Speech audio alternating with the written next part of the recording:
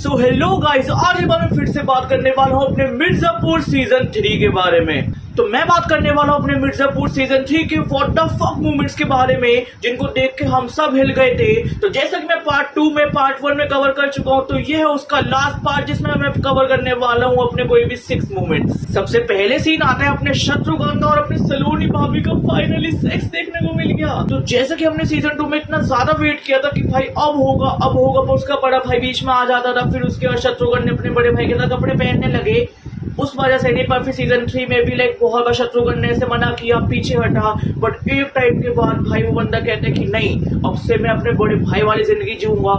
And वो साथ में भाई जो एक इंटीमेट सीन होता है, मतलब ऊपर भाभी नीचे अपना शत्रुघ्न और वो उसको अपना पति समझती, भाई वो वाला सीन इतना ज्यादा इंटेंस होता है, मजा आ जाता है देखकर। फिर उसके बाद दूसरा सीन होता है अपने गुड्डू पंडित का जौनपुर में एंट्री अपने शरद शुक्ला को पकड़ने के लिए। मतलब ऑलरेडी अपने जौनपुर में ऐसे पूरे चारों बैरियर लगा रखे थे अपने शरद शुक्ला ने कि भाई गुड्डू पंडित और उसके लोग ना घुस पाए। वो बंदा पूरी गाड़ी अपनी स्पीड लेके आता है, वो सारे बैरियर तोड़ देता है। इतने जो उसका वो नए वाला दोस्त होता है वो कहता है ये जी आगे भारी ना खबर। फिर उसके बाद गुड्डू पंडित कहता है अरे उड़ा।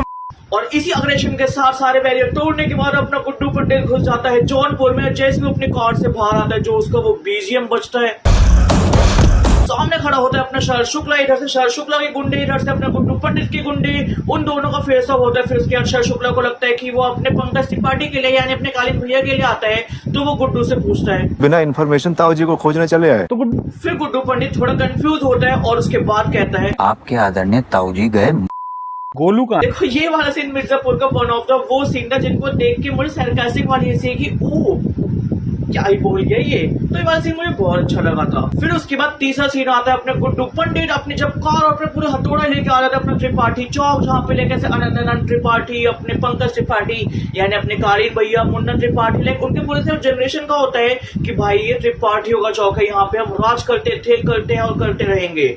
वहां पे अपना गुड्डू पंडित कार से निकलता है, हथौड़े को ऐसे रगड़ते हुए लाता है, उसको हाथ में लेकर सीधा उस मूर्ति को तोड़ देता है। फिर उसके बाद उसको 2-3 बार मारने के बाद उसको पीछे से गिरा देता है। तो वहां से पता चल जाता है कि भैया कालीन भैया गॉन, गुड्डू पंडित। और वहां से अपना मिर्जापुर का अपना जो मेन टेरर था वो गुड्डू पंडित के हाथ में। फिर उसके बाद चौथा सीन आता है अपने गोलू के पापा का डेथ वाला सीन। मतलब जो अपना छोटे होता है वो एक नकली लाश को भेज जाता है गोलू के कपड़े, उसके लिए मेन ऑर्नामेंट्स वगैरह पहन के, ताकि सबको लगे, स्पेशली गुड्डू पंडित को लगे कि अपनी गोलू मर चुकी है। पर वो ट्रॉमाटाइज होता है इतने में उसका बाप देखता है कि यही मेरे जीने की आखिरी उम्मीद थी, मेरी बड़ी बेटी और उसका बच्चा तो पहले ही मर चुका है। तो वो सीधा ऐसे गन निकालता है।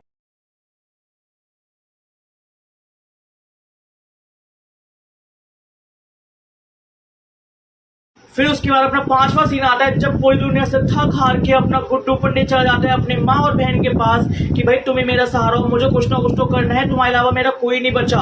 मेरी एक ही पार्टनर थी, वो जा चुकी है, मेरी पत्नी, बच्चा भाई पहले सीजन में मर चुका था, मेरे ससुर जी अब मर चुके हैं, अब सिर्फ तुम मेरे पास हो। वहां पे होता है रॉबिन, फिर उसकी कुछ हीटेड आर्गुमेंट होती है और इतना ज्यादा मेंटल प्रेशर की वजह से गुड्डू पंडित कुछ ये कर देता है।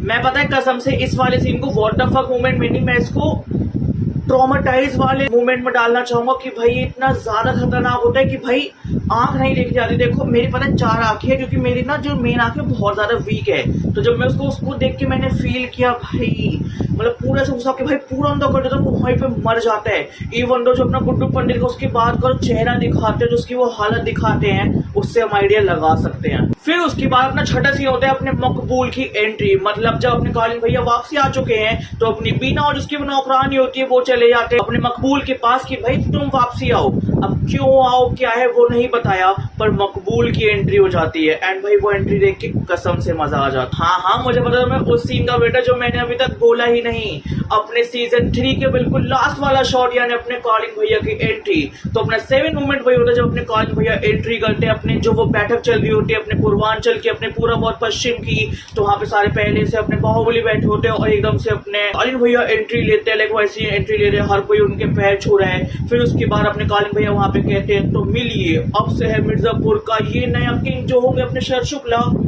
बट ऑफ कोर्स आखिरी भी। तो वहां पे वो अपने कालीन भैया उनको मार देते हैं। फिर उसके बाद वो एकदम से कहते हैं भूल तो नहीं गए हम। फिर उसके बाद कालीन भैया एक एक करके अपने सारे बाहुबली को मार देते हैं। पीछे से आ जाते हैं पुलिस वाले, वो भी सारे बाहुबलियों को मार देते हैं। और वहीं पे अपने बैठक का सिस्टम, अपने किंग, अपनी गद्दी, वहां पे पूरा सिस्टम खत्म हो जाता है। बट ऑफ कोर्स कालीन भैया को फिर से पावर आने के लिए अपने माधुरी का सहारा लेना पड़ता है। एंड उसका ये तो तुम सारे बाहुबली, सारे क्राइम या सारे क्रिमिनल को खत्म कर दो। एंड यहाँ पे होता है अपने what the fuck moment of Mirzapur का दी एंड। मैंने फर्स्ट पार्ट बनाया, सेकंड पार्ट बनाया, ये इसका थर्ड और लास्ट पार्ट। तो गाइस तुम बताओ तुम्हें ये पार्ट कैसे लगे? इनमें से तुम्हारा कौन सा फेवरेट मोमेंट था, कौन सा डिस्गस्टिंग मोमेंट था? देखो मेरे हिसाब से तो रॉबिन की डेथ था सबसे वर्स्ट एंड अपने कालीन भैया की एंट्री का सबसे बेस्ट मोमेंट। तो गाइस अगर तुम्हें वीडियो अच्छी लगे तो इस वीडियो पे लाइक कर दो, इस वीडियो पे कमेंट कर दो, इस वीडियो पे शेयर कर दो। बाकी तो अगर तुम अपने मिर्जापुर, अपने कालीन भैया, अपने मुन्ना भैया, अपने गुड्डू पंडित, अपने गोल्ड में से किसी के भी फैन हो या फिर अपने प्राइम में किसी कुछ और भी तुम देखते हो तो बाकी जल्द मिलते हैं कोई नई वीडियो के साथ, क्योंकि मेरे पास बहुत कुछ है तुम्हें देने के लिए, बहुत कुछ दिखाने के लिए। Bye guys.